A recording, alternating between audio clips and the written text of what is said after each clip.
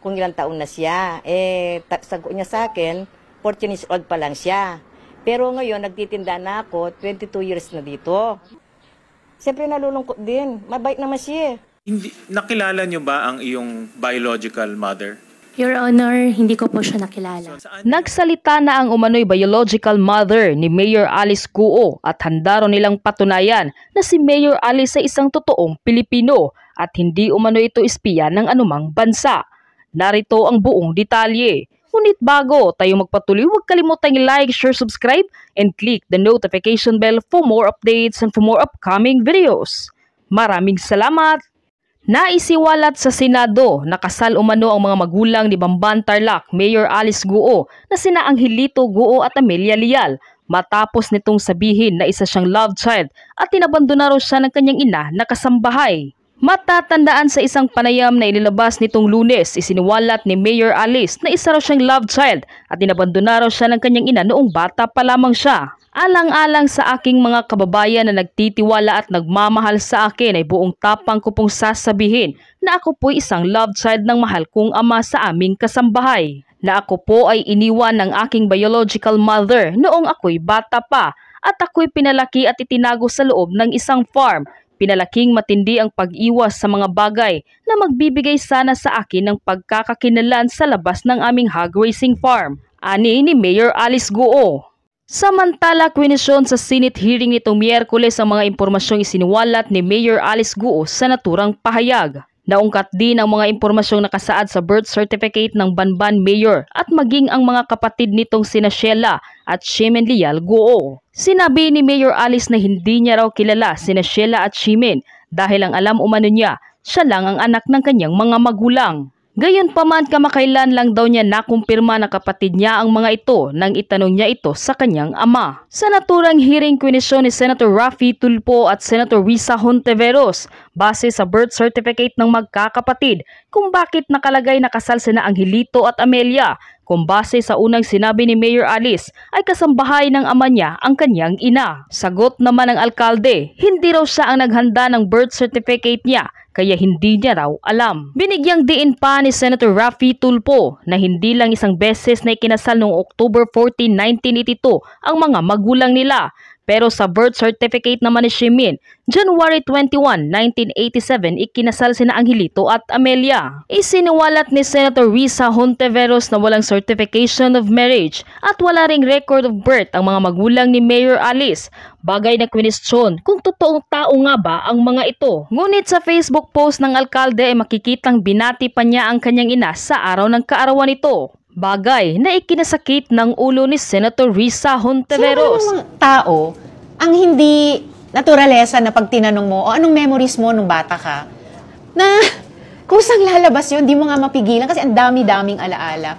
Honestly, ngayon lang ako nakakilala ng taong walang makwentong mga specific, makulay, or even nakakatawang alaala sa pagkabata. So lalo lang lumalalim yung misteryo tungkol sa pagkatao ni Mayor Alice Guo. Saan ba yung childhood nyo? Dito po sa Pilipinas po. Saan po sa Pilipinas? Sa Bamban po. Saan po kayo napanganak? Nakita ko po dito po sa birth certificate ko po, Hilot po, at iniwanan po ako ng nanay. Hindi, saan kayo napanganak? Nakita ko po dito sa birth certificate ko po, Hilot. Hindi ko tinatanong yung proseso ng papanganak sa inyo. Saan po? Saan pong lugar? Sa Pilipinas, sa Central Luzon, sa Tarlac o sa Banban? Tarlac po.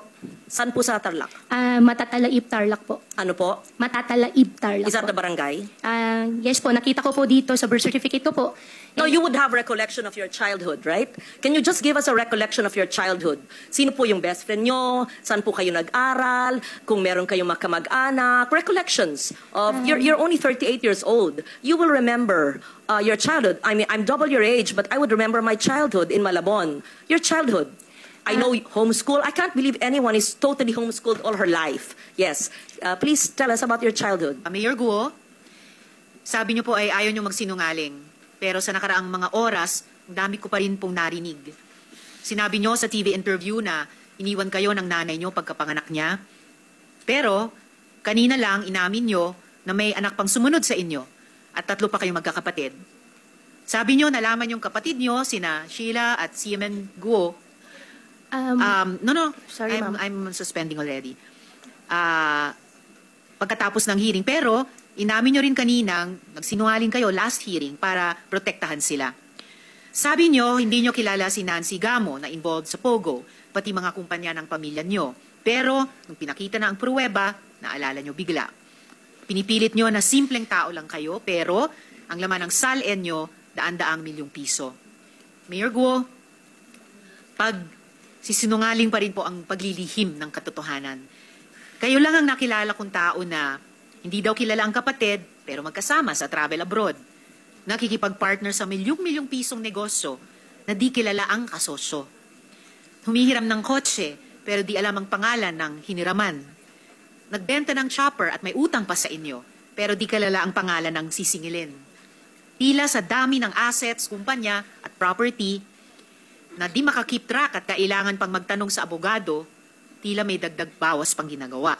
At lahat ng kasinungalingan o paglilihim na iyan ay mahalaga dahil nasa gitna tayo ng sikreto at sistematikong sindikato na siyang nanloloko sa mga Pilipino at naglalagay sa panganib ng ating mga institusyon at seguridad. Ang pinag-uusapan dito ay pamamahala. Hindi po ito maalaala mo kaya. Nakulang na lang siguro may nawawalang diary or may lilitaw bang kambal, parang Maraklara. Maganda ngang tanungin na sa test ng pagka-Pinoy, sino nga gumanap sa Maraklara? No coaching ha, please. Pero, gaya ng nabanggit kanina, seryoso po tayo dito. Friends, our law enforcement agencies have expressed the desire to share more comprehensive findings in executive session. Findings that involve national security and transnational organized crime. Ang susunod na hearing, pili na lang ang tatawagin namin at ito po ay hindi rin bukas sa media. Kailangan natin na lumabas ang katotohanan. Kailangan natin maintindihan ang punot dulo nito. Alang-alang sa bayang Pilipinas. Honor, lumaki po ako sa farm. Which farm? Which farm? In what barangay? In what LGU? Opo, Barangay Virgen de los Remedios, Pamban Tarlac din po. Different po from the one po sa QJJ, yung katabi lang po niya. Nabenta po siya year 2000, hindi ko po maalala yung date kung kailan po siya nabenta. Tapos nakabili po ulit ng property po sa tabi at doon po nagtayo ulit. Lumaki po ako sa farm, Your Honor. Tinago po ako ng tatay ko po. Lumaki po ako na, ako lang po. Pinupuntahan po ako ng tatay ko po araw-araw. Lumaki kayo mag-isa. Kasama ko po ang katulong, kasama ko po yung mga kasamahan ko po sa farm. And Sino po yung mga kasamahan nyo sa farm? Sino yung katulong na naaalala nyo, pangalan, nationality, at sino yung nag-alaga mula kayong napanganak 38 years ago? At binibisita kayong ama nyo mula saan? Sa bansang Sina. At tell us about your childhood. Your Honor, sa farm po ako lumaki, sa Bamban po ako lumaki. Lumaki po ako mag-isa, pinupuntahan po ako ng tatay ko. How I wish po... No, okay. You cannot grow up alone from a time you were born. Opo. So the formative years from a time your mother birthed you up to perhaps 10 years old, sino po yung inyong naging caregiver o yaya? Hindi naman pwedeng mag-isa lang po kayo sa farm. Binibisita kayo ng ama nyo mula saan. So sino po yung sabi nyong kasambahay nyo na nagpalaki sa inyo? Sino po yung sabi nyong mga kaibigan nyo, kasama nyo sa farm? Sino po? Para may... In short, I'll be very honest. Opo. Please convince us that you were born in the Philippines, that you are Filipino, and that you are not what people suspect you to be. Dediretsuin ko na po. Kumbinsihin mo kami kasi hindi po pwedeng hindi nyo maalala yung inyong first few years of living na formative years. Para makumbinsi kami because we want to be convinced that all elected officials are Filipinos and not spies of other countries. So, as a nationally elected official, and I won in Tarlac, number 1, I think, or 2, and I won in Banban, perhaps you even carry near sample ballot, we have to know. Di ba ho? So if you're really Chinese and fronting for other people, go back to your country. But if you are Filipino and you were born here, convince us because we want to be convinced. So I'm trying to help you by trying to make you recall about your childhood. Hindi pwedeng, kasi parang scripted. Kasi I was born on this. This is what I can remember. And then when I ask you the same question, it's the same rote. R-O-T-E. So convince us. Your Honor, lumaki po ako sa Bamban Tarlac. Lumaki po ako sa farm. Paulit-ulit. Opo. Anong barangay, anong farm, sino po yung nag-alaga sa inyong sabi nyo na binibisita kayo ng ama nyo, ano yung family situation, sino pong makalaro nyo, kaklase nyo, kung homeschooled kayo, sino po nag-homeschool sa inyo, ganun po. Madam Senador, ako po ay lumaki po sa Barangay Virgen de los Remedios, Pambantarlac po. Ako po ay isang Filipino. Lumaki po ako kasama po yung mga empleyado po namin sa farm. Ipaprovide ko rin po yung mga pangalan. Come and go din po naman kasi yung mga naging empleyado po. 38 years ago po, Madam Senador, wala po ako talagang maalala ng sobra. Pero meron pa po ako isang kasama ngayon po na matagal na po sa amin, si Mang Boy po, na hanggang ngayon, kasama ko pa rin po siya. Sa susunod po, baka pwede ko po siya i-present din po dito para makilala niyo po. And in fact, 14 years old pa lang po ako, nagtatrabaho na po ako. Kilala po ako ng barangay chairman na mention po kanina na ipapaimbita. At bumibili na po ako ng mais. Pwede po ako mag-present po ng mga pangalan po nila na magpapaalam lang po ako sa kanila kung pwede ko po sila i-disclose po yung names po nila. At Excuse me, San Loren, kung pwedeng idagdag, kung kaugnay nyo lahat ng mga taong ito mula nung pagkabata nyo, pwede nyo bang ikwento ng mahaba-haba ng konti in Kapampangan? Kasi syempre, kausap nyo sila sa sarili nilang lengguwahe. Magsalita po kayo sa Kapampangan kung kayo lumaki sa... Madam do. Senador, konti lang po yung alam ko po sa Kapampangan. Ang alam ko po, sobrang konti lang po. Di Okay, takla mo po. what Chinese language do you speak? Hokkien or Mandarin? I can speak Hokkien po. Okay, speak in Hokkien now. Bo? More. Tell us more about your life in China. Wala po akong life po sa China. Dito po ako lumaki sa Pilipinas po. Tell us about your life in the Philippines and tell us about your family in China in Hokkien. Family ko po in No, China. in Hokkien. Please tell us about your father who's from China and he used to visit you when you were a child, and the family of your father in China, and where are you from China in Hokkien. We have interpreters and perhaps I can understand a little. Yes po. Guay lao pe tui tai lok lai. Continue. Gua si Tiongkok lang. Gua si Philippine lang. In English, the interpretation would be, my father is from China. I am not a Chinese. I am a Filipino. I mean, you're obviously half Chinese because if your father is full Chinese and your mother you claim is Filipino, right?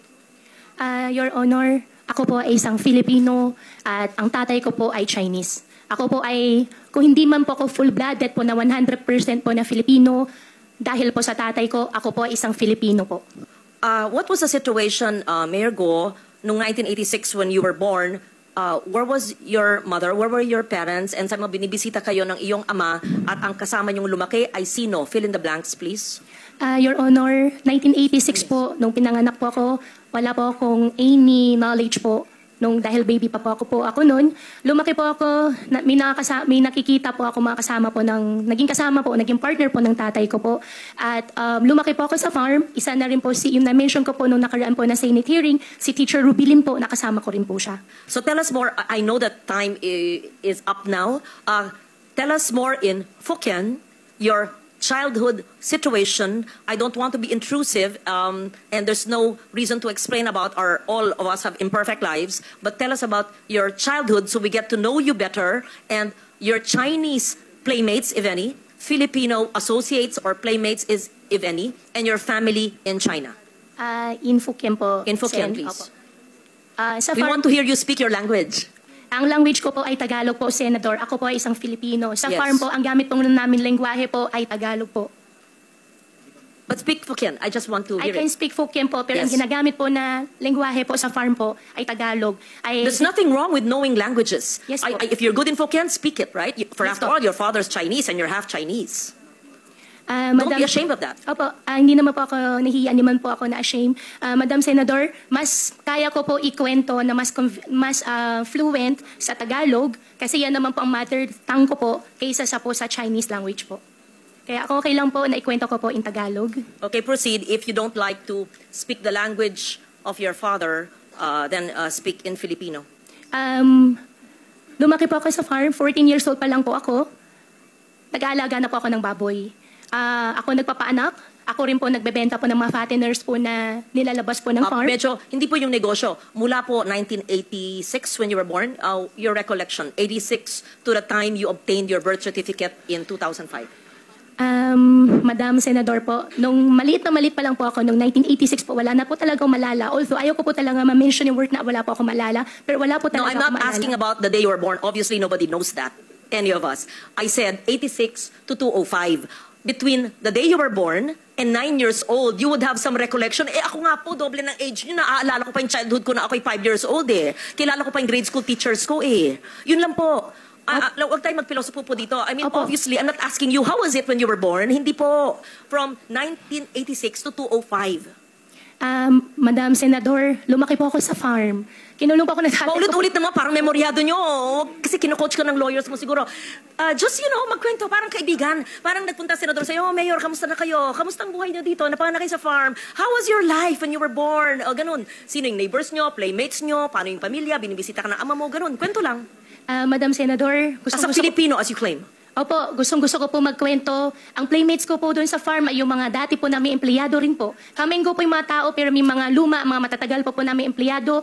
Pagbalik ko po ngayon araw, hahanapin ko po sila at sa susunod po na Senate hearing, isasama ko na lang din po Ako, sila. aaralin pa ng mga abogado. Teka po, anything, when I say your first 10 years of your life, the first 9 years of your life, kilala ko pa yata yung isang abogado mo sa likod mo. Anyway, the first 9 years of your life, what is the first image that comes?